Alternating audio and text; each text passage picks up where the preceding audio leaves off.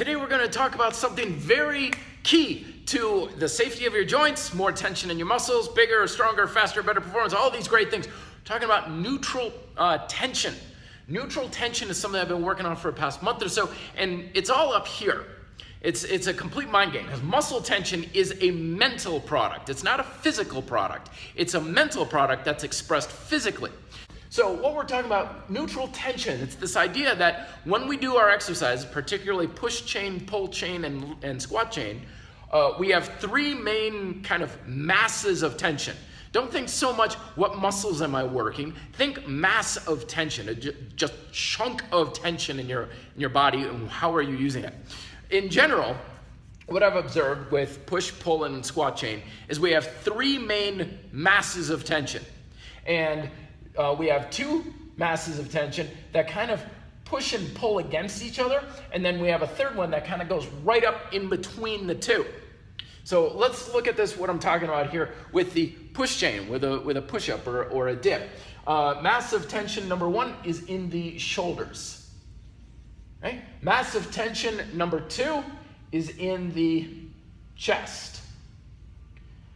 Mass of tension number three, that's your arm and forearm muscles. And the goal, what you have, is these two should kind of feel like they're balancing and canceling each other out to a degree. Like sometimes you'll see people do push-ups and their arms are winging like this. It's because they don't have quite enough torso tension going on. Because in general, not always, but generally, torso tension causes tension to adduct, and the tension in the shoulders, one of the few abduction styles of tension. So what we're trying to do is create tension in both of these areas so they're kind of fighting each other a little bit, tug of war. Neither one is winning, but they have constant tension against the other one.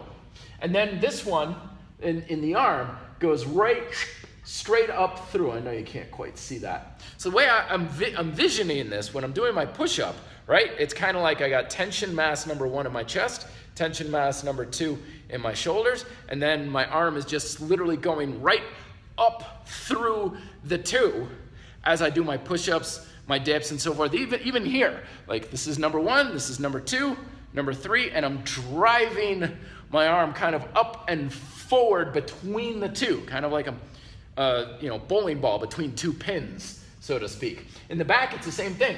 We've got our shoulders, then we got all of our back muscles, primarily the lats, right? Then we have our biceps and our forearms, and that's driving straight through like this. It bears to mention, you're not gonna move any differently with this, really. You might feel like you've got some more balance and more stability, but if someone was watching you with this versus without it, most people would never see a difference. And that's fine. You don't have to actually move any differently to get different results.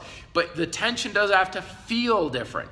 If the exercise feels stronger and better, well, then you're on your right track. But if you're moving in a different way, but it doesn't really feel any different, then it doesn't matter. It's how things feel that matters the most. Lower body, we've got our tension number one is in the adduction on the outside of the hip. Your abductors are in the hamstring. Then you got your glutes, your quads, and your hamstrings, sending tension right up in between those two there. So play with this. Whenever you're doing an exercise, think, where are my three masses of tension? What's the two that are kind of balancing and stabilizing me a little bit? And what's the primary driving one? Usually it's in the limb, the triceps, biceps, and so on. So let me know if you have questions on this down below, and let me know if you have any questions on applying this to an exercise that's specific. So then be fit, live free.